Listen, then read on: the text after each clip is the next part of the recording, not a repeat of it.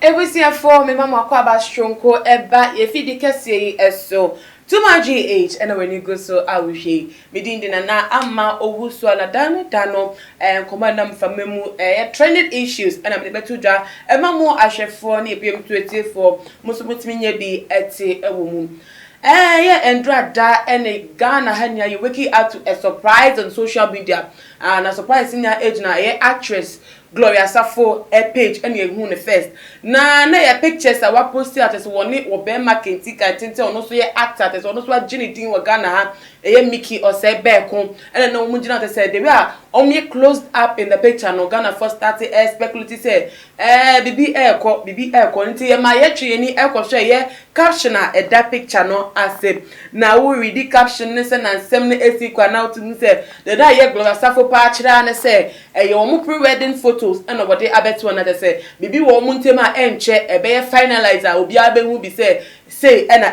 so na ye ko ya ke say ye ko hwe ye Micky or say be ko so page say na echo no so confirm ya na say one of those publicity stunts ni bi na omo pull up on us na ye ko honom so no ono so a post on Gloria Sarfo picture different one cry no so ye love that picture sir omo pa che say ade there omienu oma kan mu abom Ghana for the donor to say surprised about the whole issue now go for one that say then echo we most of the comments are about say na ye congratulatory messages now and go for test their mom cause see say Abeku Santana radio personality ebe besides say movie no cause say ntina nko for atwoma je cause say maybe a movie bi na eba so matankuma so ebe comment say attention pay ni ntina te say omadwen ayomo basa bi wonder say dem pa na cause so wo social media page no and ma radio station bi o Ghana omadwomudin Peace FM 4 womo efe Gloria Sarfo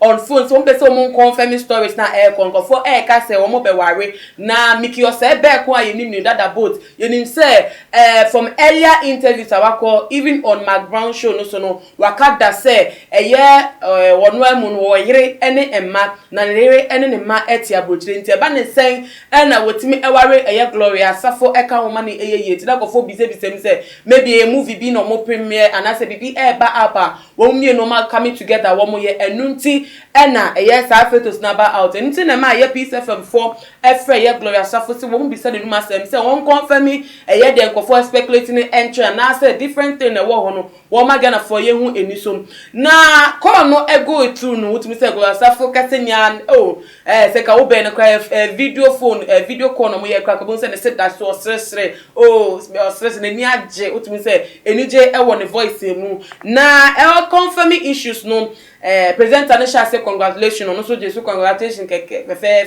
was 3D edidi etre na komo ne ko no he say na komo ne kwa na o pa say even at the time of the call no on Micky or say be ko and we confirming rumor no say bibi ebe o muntem na Ghana so read that say sapia what me say suspicions the ebebre whether necessary who oba no be matter so move movement and no Ghana ya concluded that and go for conclude from the interview say na ye call kasa te say those who won boy asem so say omo ware ampa but the way watch say woni Micky or say be ko na te so omo hye dem that moment I call no kra omo wo ho at so omo together omo mienu kra omo yare the same sickness so to say na bibi call pa e was for ye go tie audio no emra ye ba ye betwa so will I be right or wrong? Say, make congratulations, sign Abegino. Say, what didn't you drink one?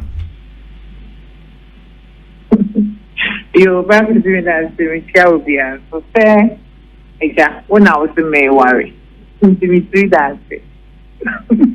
Mrs. Story, a dab on Tino. Anyway, let me see. On the they'll be a very private person. Maybe at least no one can say maybe a triple pain about my relationship. You know, now may catch them cry say, and yes, sure say, my science, I'd be cry some my relationship some bad problems because of previous years. So in this case, you know, Mekan is say, me amege and I believe me so outside. So what church on some social media? Micky Osebe konso church on some. A man for akresi ni eno mo se mumie no mo wade. Mo wade ana eye hanya bi na mo ye senate ye. Oh, baby, they cry me no can say me want to say me na wa high. 2% in the Katawa. Mo wade ana enye se uni baby ane won me ne be kasa do but so what the congratulations you say yes it's confirmed say mo wade and I may fa kasa no de ye nu and I yin ya ye enti se what the master now ubeji ono so ne dia I did say ya me adu me nyina out there so okay okay Chief of Banjami. Micky Osebe. Micky. Hello, Micky. Na empacho adobia so mene me enchu kasa no. Hello. Hello. Hello. Micky, o kasa na mentio. Oh. Hello. Yeah, Micky. Yeah. Bibi abako. Okay.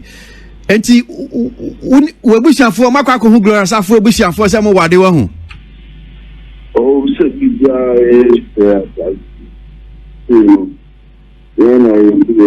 that's why. Oh, Micky. Hello, Micky. But you tie for person mo tin ya kan but em say o kasa no Gloria de no na muti pa ba o de ndie ye nte. I need to move from Papa. Oh, okay. Oh, sorry. Yeah, oh, sorry. Yeah, And this is ya who are the Gloria Sarfo hu? Okay, bad. Ose? Okay, bad. Enu nyi asem na no mpatwe ni di mu a. Okay, so bad yeah.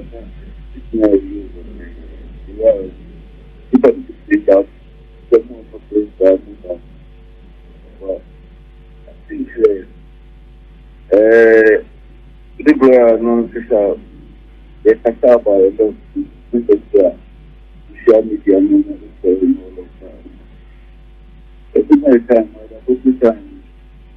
whatever it is you have. Okay.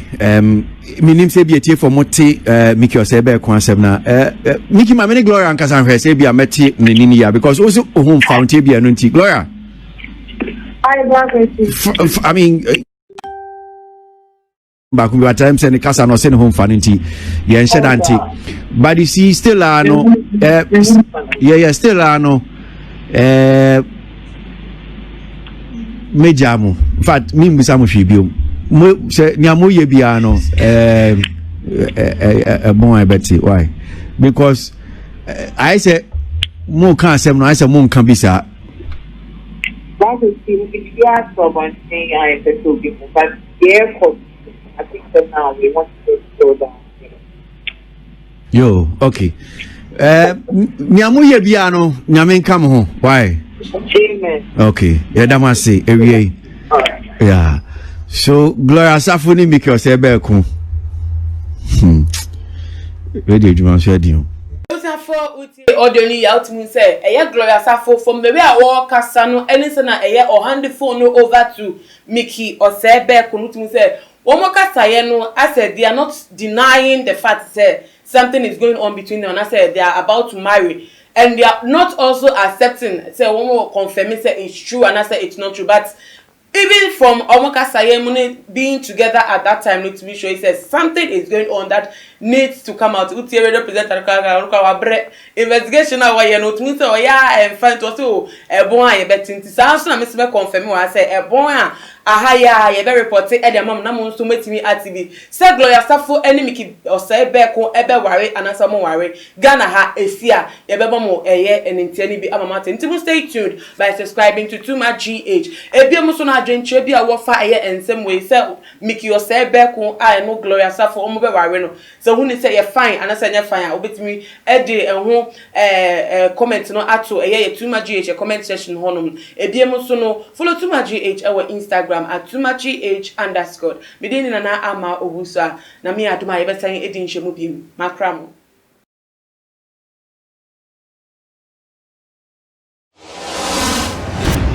The major prophet kum chacha. On say me catch was say bomoden na hwe Too Much GH. On say me kan ye nyane bone pa na kase ye pe wo wiase ya asondin. Asondin ti na Adam wo hu nyame ye no nyam no. Wo hu ne ma bi a wo hwehwehwehwe e wo other place ni ade.